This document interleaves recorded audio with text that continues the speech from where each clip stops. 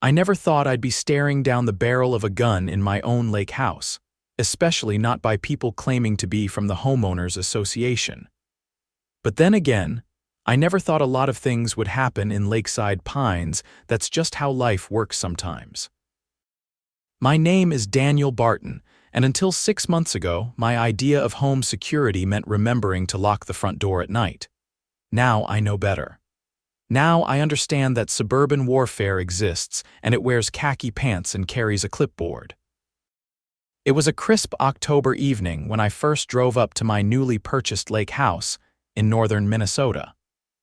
The 2-story cedar cabin sat on 3 acres of wooded land with 200 feet of pristine shoreline on Lake Vermilion. After 15 years of grinding away at my software company in Minneapolis, I'd finally saved enough to buy my dream vacation property.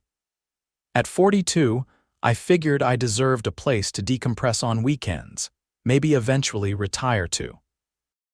The realtor had mentioned something about a homeowners association, but assured me it was very hands-off. The annual dues were reasonable at $350, mainly covering snow removal from the shared access road and upkeep of the community dock.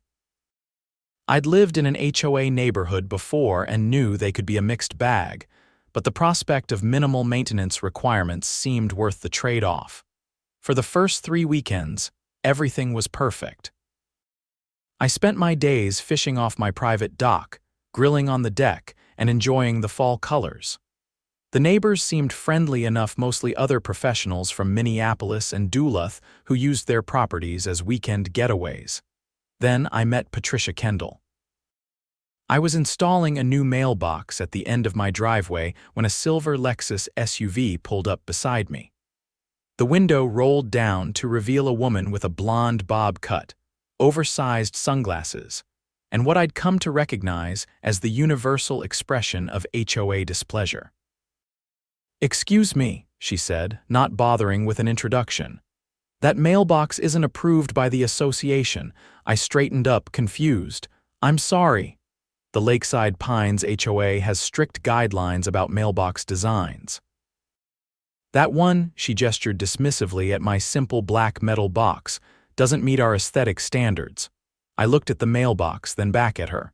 "It's just a standard mailbox. The realtor didn't mention anything about specific mailbox requirements." Well, he should have. She reached into the passenger seat and pulled out a thick binder. "Here's the complete rulebook. You'll need to submit a mailbox request form for approval before installing anything." She thrust the binder at me through the window. I reluctantly took it. "And you are?" "Patricia Kendall, HOA president." She said it like she was announcing herself as the Queen of England. "I live in the White House with blue shutters down by the boat launch." "Nice to meet you, Patricia. I'm Daniel Barton, just moved in a few weeks ago." Her smile didn't reach her eyes. "Yes, I know. Please review the guidelines and have that mailbox removed by next weekend. The association can recommend several approved styles." Before I could respond, she'd rolled up her window and driven off, leaving me holding a 5-pound binder of rules I'd apparently agreed to when purchasing the property. That night, I flipped through the HOA Bible. The document contained regulations for everything imaginable: approved exterior paint colors, various shades of brown and green, maximum lawn height, 3.5 inches, prohibited vehicles, boats over 24 feet, RVs, commercial trucks, and yes, an entire section dedicated to acceptable mailbox designs, all of which looked like they belonged outside a colonial mansion rather than a lake cabin. I sighed and texted my friend Thomas, who owned a cabin a few lakes over. "Just met the HOA president. I think I've made a terrible mistake." His response was immediate. "Kendall, the dragon lady, good luck, man." The next morning, I dutifully removed my unapproved mailbox and drove 30 miles to the nearest hardware store that carried one of the acceptable designs, a needlessly ornate cast iron box that cost 4 times what I'd paid for the original. I spent the afternoon installing it, making sure it was precisely the mandated 42 inches from the ground and exactly parallel to the road. I thought that would be the end of it. I was wrong. Over the next 2 months, I received 4 violation notices. One for storing my kayak on the side of the house, visible from the lake. Another for leaving my garbage bin at the curb 12 hours after collection. A third for installing a bird feeder without prior approval. And finally, a warning about excessive noise when I had 3 friends over for a Saturday afternoon barbecue. Each notice came with a smiling visit from Patricia, who delivered them with all the glee of someone who'd found their life's calling in policing the minutiae of other people's properties. By December, I'd grown weary of the constant surveillance. The lake house that was supposed to be my sanctuary had become a source of stress. I started visiting less frequently, making excuses to stay in the city rather than deal with Patricia's latest complaint. It was during the Christmas holiday when things escalated beyond petty annoyances. I'd invited my brother Richard and his family to spend the week at the lake house. We arrived on December 23rd, the car packed with gifts, food, and enough winter gear to survive an Arctic expedition. My niece and nephew were ecstatic about spending Christmas on the frozen lake, planning ice fishing and snowmobiling adventures. The first problem arose when Richard parked his SUV in the driveway. Within an hour, Patricia was at our door.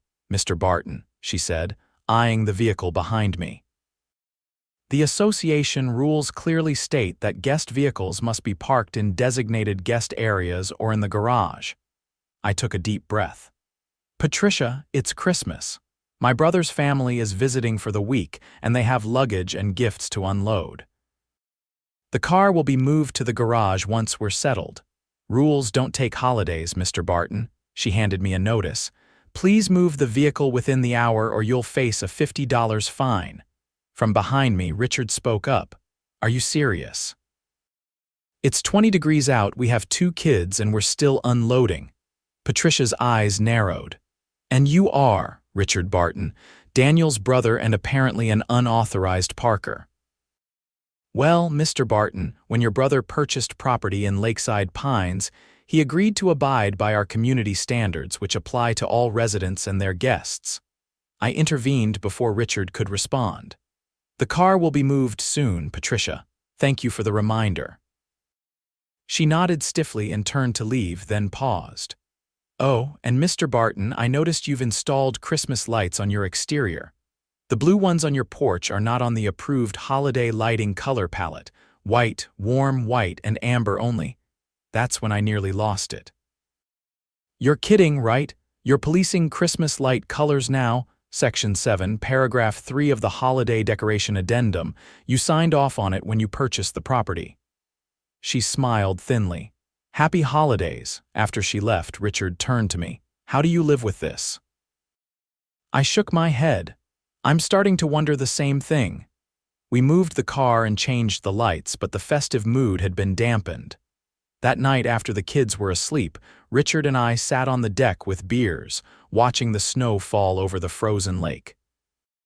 "You need to do something about this," he said. "This isn't normal, even for an HOA." "What am I supposed to do? I signed the agreement when I bought the place." "Have you talked to other homeowners? I can't imagine everyone's happy with Queen Patricia's reign." He had a point. In my efforts to avoid conflict, I'd also avoided connecting with my neighbors.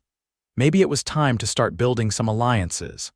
The next day, Christmas Eve, I made rounds to the few other cabins that showed signs of occupation during the winter season. I brought cookies as a peace offering and introduced myself properly to my neighbors. What I discovered was illuminating.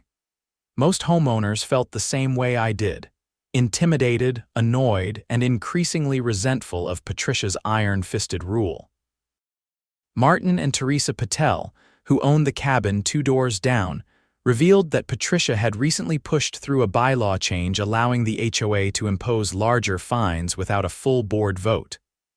"Where's the rest of the board?" I asked, accepting a mug of mulled wine from Teresa. "That's part of the problem," Martin explained. 3 of the 5 board members are winter residents only. Patricia schedules critical votes during January and February when she knows they won't be here. "That doesn't seem legal," I said. Teresa shrugged. Technically, she sends notices to their permanent addresses in Minneapolis. By the time they get them, the vote has already happened. And the other board member, besides Patricia, Gerald Hoffman, lives in the big frame at the end of the cove. He's Patricia's cousin and votes however she tells him to. I visited 3 more neighbors that day, hearing similar stories of frustration. Everyone had their own Patricia encounter to share. Fines for unapproved garden gnomes, citations for the wrong type of window treatments, warnings about unauthorized tree trimming. By the time I returned to my cabin, I was convinced that Patricia Kendall wasn't just an overzealous HOA president, she was running a small-scale dictatorship. Christmas Day provided a brief respite from HOA drama. We spent the day opening gifts, building snowmen with the kids, and roasting a turkey that filled the cabin with delicious aromas. For a few hours, I remembered why I'd fallen in love with the lake house in the first place. The peace was shattered the next morning when I found a notice taped to my front door. It cited me for unauthorized gathering of residents for the purpose of discussing HOA matters without proper notification to the board. She's monitoring who visits your house, Richard was incredulous. That's crossing a line from annoying to creepy, I agreed. It was time to take action, but I needed to be smart about it. After Richard and his family left on December 27th, I started researching HOA laws in Minnesota. I discovered that while homeowners associations have considerable power, there are limits, and Patricia had been exceeding them in multiple ways. I consulted with an attorney who specialized in property law.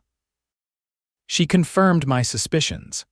Many of the fines and restrictions being imposed were either excessive or improperly enacted without full board approval or proper notice to all homeowners. Armed with this knowledge, I began building a case. I collected testimonies from neighbors, documented improper notices, and compiled a list of bylaws that had been changed without following proper procedures. By mid-January, I had enough evidence to challenge Patricia's authority at the next HOA meeting scheduled for February 1st. What I didn't realize was that Patricia had her own surveillance network.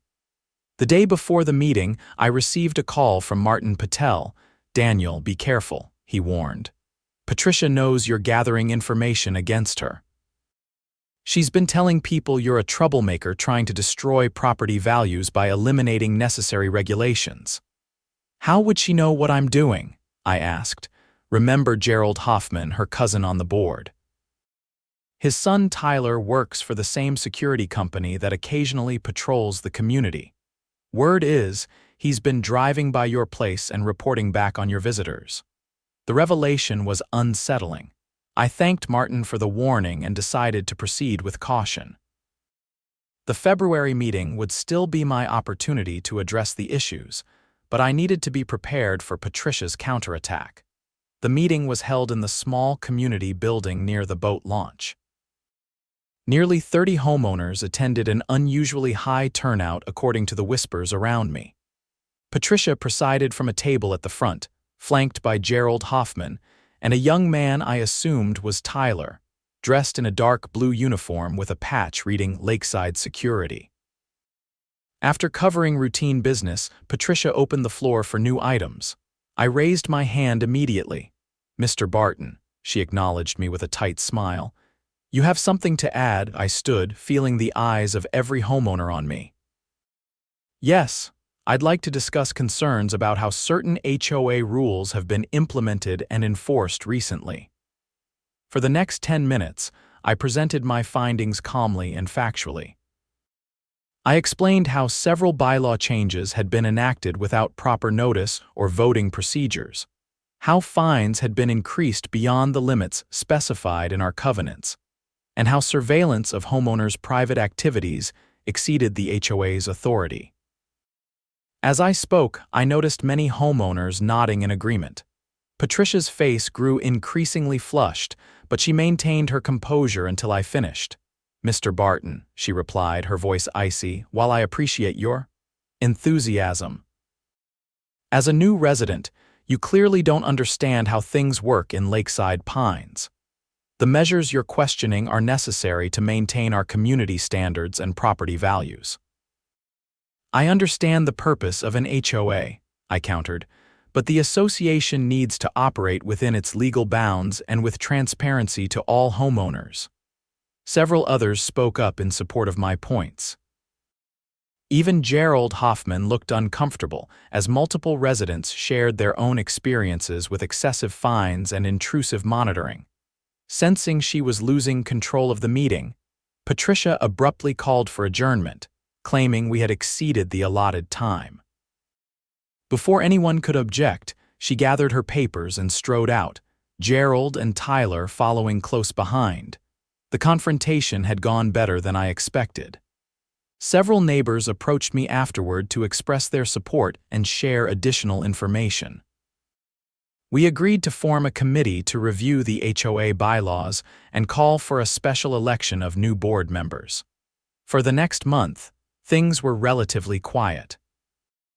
I visited my lake house on weekends without receiving any violation notices, though I often spotted Tyler's security vehicle driving slowly past my property. The neighbors and I continued to build our case, preparing for a special meeting we had officially requested for March 15th. Then, in early March, I received a certified letter informing me that I owed $2,750 in unpaid HOA fines and late fees. According to the letter, if the amount wasn't paid within 15 days, the association would place a lien on my property. I immediately called the attorney I'd consulted earlier. She reviewed the list of alleged violations, most of which I had never been properly notified about, and assured me that the HOA's actions were legally questionable. She agreed to send a response letter demanding documentation for each violation and challenging the association's right to impose the fines without proper notice. 2 days before the special meeting, I drove up to the lake house with a renewed determination to end Patricia's reign.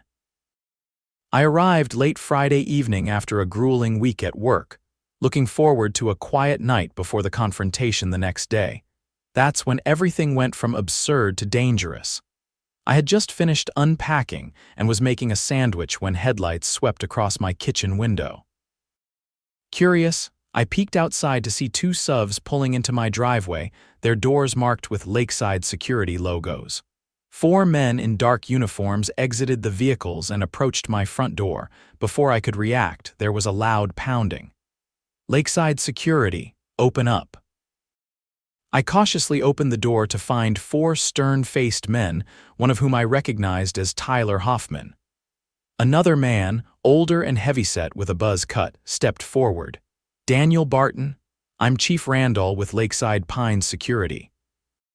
We've received reports of unauthorized renovations being conducted on this property without HOA approval. We need to perform an inspection." I frowned, keeping the door partially closed. "What unauthorized renovations? I haven't done anything to the house." "Sir, we have documentation indicating you've modified interior structures that could impact the integrity of neighboring properties. As per Section 12 of the HOA agreement, we have authority to inspect for compliance." Something felt very wrong. "I'd like to see this documentation." "And I don't recall any provision giving private security the right to enter homes." The man claiming to be Chief Randall produced a document that, at a glance, looked official, but upon closer inspection was clearly not a legal warrant or court order. It was HOA letterhead signed by Patricia Kendall, authorizing security personnel to conduct necessary inspections. "This isn't a legal right of entry," I said firmly. "I'm going to have to ask you to leave my property." That's when the situation escalated dramatically.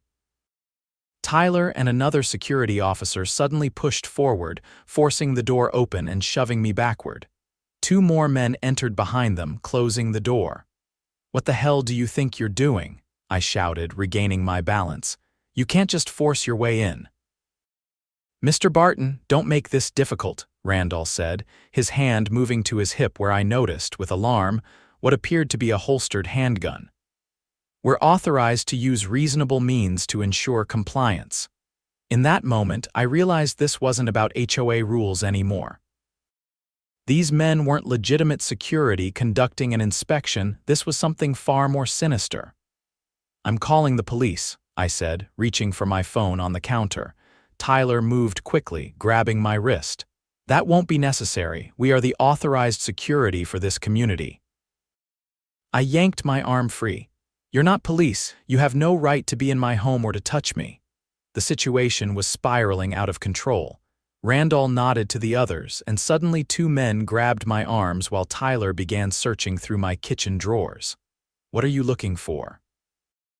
I demanded, struggling against their grip.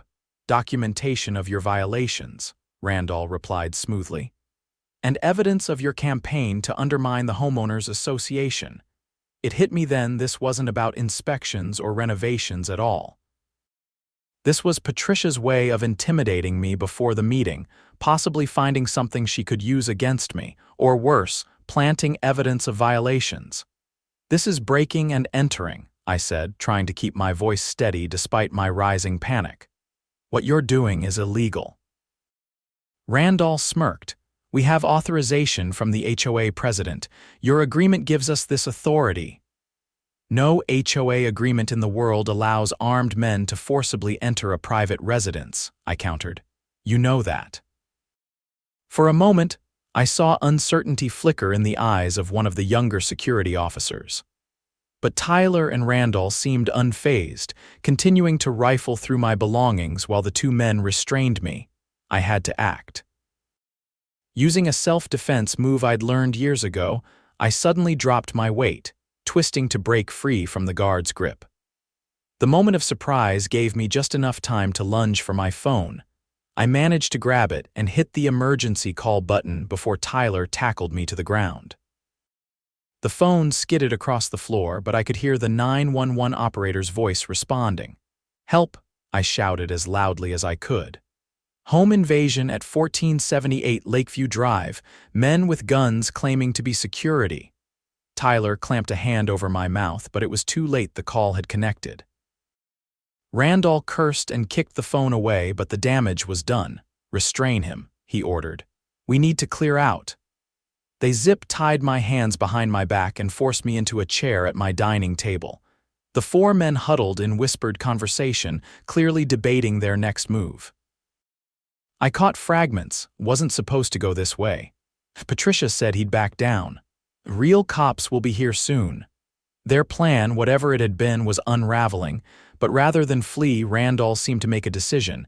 He approached me with a document. "Sign this," he demanded, placing a paper before me and removing my restraints. "It's a statement acknowledging your violations and agreeing to withdraw your complaints against the HOA."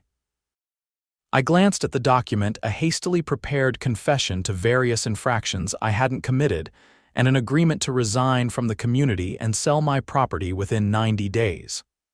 "You're insane if you think I'm signing this," I said. "Your choice," Randall replied coldly. "But consider your options carefully. This can end easily, or it can get much more complicated." The implicit threat hung in the air. I was about to respond when suddenly blue and red lights flashed through my windows. The wail of sirens grew louder as multiple vehicles pulled into my driveway. Randall's face darkened. "Nobody say anything," he instructed his men, then to me. "This was a legitimate security inspection that you escalated. Remember that." Moments later, there was a commanding knock at the door. "Sheriff's Department, open the door." Randall moved to answer it, composing his features into a professional mask. As soon as he opened the door, however, 3 deputies entered with weapons drawn. "Everyone put your hands where I can see them," the lead deputy ordered. The scene that followed was chaotic but swift. The deputies quickly assessed the situation, noting my zip tie marks and the disarray of my home. When Randall attempted to explain, they were conducting an authorized HOA inspection. The deputy in charge, Sergeant Reynolds, wasn't buying it. "Let me see your security credentials and the legal documentation authorizing entry to this residence," he demanded. Randall produced his security company ID and Patricia's letter. Sergeant Reynolds examined them briefly before handing them to another deputy. "This isn't a legal entry authorization," he stated flatly, "and your security license doesn't grant you police powers or the right to forcibly enter private property." "The homeowners association bylaws," Randall began, "don't supersede state law," Reynolds cut him off. "All of you, turn around and place your hands behind your backs. You're being detained while we sort this out." One by one, the security officers were handcuffed and seated in my living room. A female deputy took my statement, photographing my wrists where the zip ties had left marks and documenting the forced entry evidence around my door. As they were processing the scene, another vehicle arrived, Patricia Kendall's silver Lexus. She strode up to my porch with the confidence of someone who expected to resolve a minor misunderstanding. Her expression changed dramatically when she saw the handcuffed security team in my living room. "What is going on here?" she demanded. "I'm Patricia Kendall, president of the Lakeside Pines Homeowners Association." Sergeant Reynolds turned to her. "Madam, did you authorize these men to enter Mr. Barton's residence?" "I authorized them to conduct a routine inspection as permitted by our bylaws," she said, her voice taking on an official tone. "Mr. Barton has a history of violations and non-compliance. Did you authorize them to force entry if he refused?" Patricia hesitated. "Our rules allow for inspections. That's not what I asked," Reynolds interrupted. "Did you specifically instruct or authorize these men to forcibly enter his home if he didn't voluntarily permit them inside?" Patricia's composure cracked slightly. "I may have suggested they should be thorough in their inspection. She told us to do whatever necessary to get documentation of his violations," Tyler suddenly interjected, apparently deciding to save himself. "She said we needed evidence before the meeting tomorrow." Patricia's face flushed with anger. "That is absolutely not true. I would never, madam," Reynolds cut in again. "I'm going to need you to step outside with Deputy Garcia and provide a full statement." As Patricia was escorted out, I could hear her protesting her innocence and invoking the names of various local officials she apparently knew personally. Over the next hour, the full story emerged. Patricia, threatened by my challenge to her authority, had hired Randall's private security company, not the regular community patrol service, to intimidate me and find or plant evidence of violations before the special meeting. What was supposed to be a scare tactic had escalated into a home invasion when I refused to cooperate. By midnight, all the four security officers, Randall, and Patricia had been arrested and transported to the county jail. The charges included breaking and entering, unlawful restraint, impersonating security officers. 3 of them weren't actually licensed, assault, and conspiracy. I spent that night at Martin and Teresa Patel's cabin, still shaken by the experience. The next morning, instead of the special HOA meeting we had planned, we had an impromptu gathering of concerned homeowners at the community building. The story spread quickly throughout Lakeside Pines. Residents were horrified to learn how far Patricia had gone to maintain her control. Gerald Hoffman, the only remaining board member present, looked shell-shocked as he tried to distance himself from his cousin's actions. "I had no idea she was doing any of this," he insisted to the assembled homeowners. "Yes, I supported her on votes, but I never knew about falsified violations or hired thugs." Whether anyone believed him or not, Gerald resigned his position on the spot.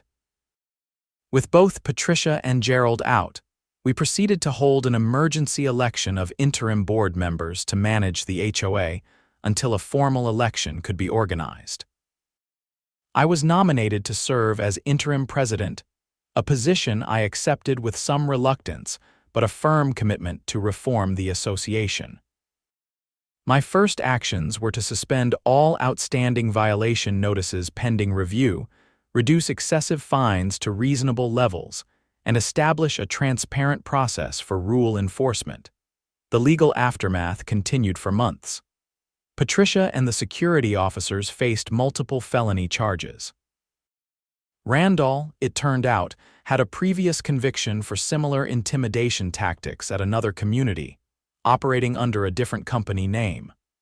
The legitimacy of his security license was questionable at best. Patricia's defense strategy was to claim she never intended for any laws to be broken. She had merely hired security to document violations and had been misunderstood. The evidence against her was substantial, however, including text messages to Randall discussing the need to make an example of me before I could cause trouble at the meeting. 6 months after that terrifying night, justice was served. Randall received 5 years for his role as the leader of the home invasion, with additional time for his prior offenses. The other security officers received sentences ranging from 18 months to 3 years, depending on their level of involvement and prior records. Patricia Kendall pleaded guilty to reduced charges of criminal conspiracy and misuse of HOA authority. She was sentenced to 2 years in prison and ordered to pay substantial restitution to me and other homeowners who had been victimized by her fraudulent fines and enforcement actions. The audit of HOA finances that followed revealed another layer of corruption. Patricia had been diverting portions of collected fines into a separate account for administrative expenses that primarily funded her own travel and shopping habits.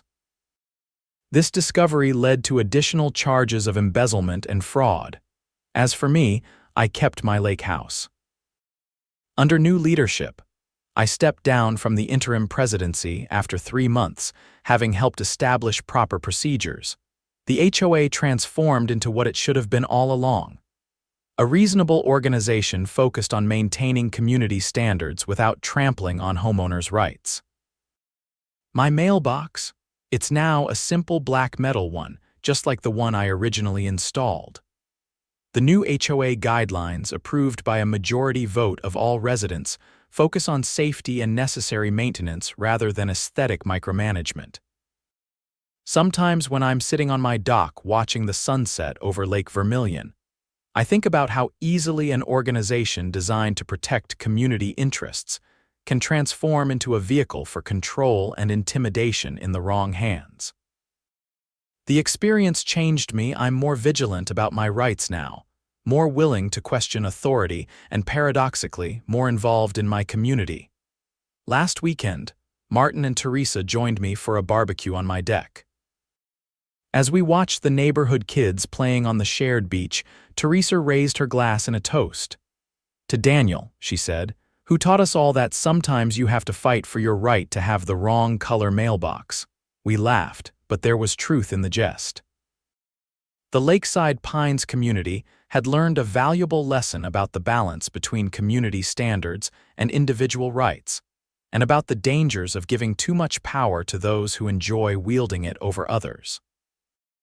My lake house is finally what I always wanted it to be: a peaceful retreat where the only rules that truly matter are being a good neighbor and respecting the natural beauty that drew us all here in the first place. As for Patricia Kendall, I heard she sold her house while awaiting trial. The new owners painted it a cheerful yellow, a color that would have given the old HOA president a coronary. Somehow, that feels like the perfect epilogue to our community's strange and troubling chapter. The best part: when I drive up to my lake house now, I feel only peace. No anxiety about what violation I might be committing, no dread about confrontations with clipboard-wielding tyrants. Just the simple pleasure of arriving at a place where I belong, on my own terms. And if there's one thing I've learned through all this, it's that true community doesn't come from rigid enforcement of rules about mailbox designs and Christmas light colors. It comes from neighbors who check on each other during winter storms, who share tools and recipes and stories around bonfires, who respect differences while finding common ground. Every HOA in America should remember that. Some have, many haven't. But in Lakeside Pines, we'll never forget the lesson or the night fake security officers learned that breaking into the wrong lake house can lead to real handcuffs and serious jail time.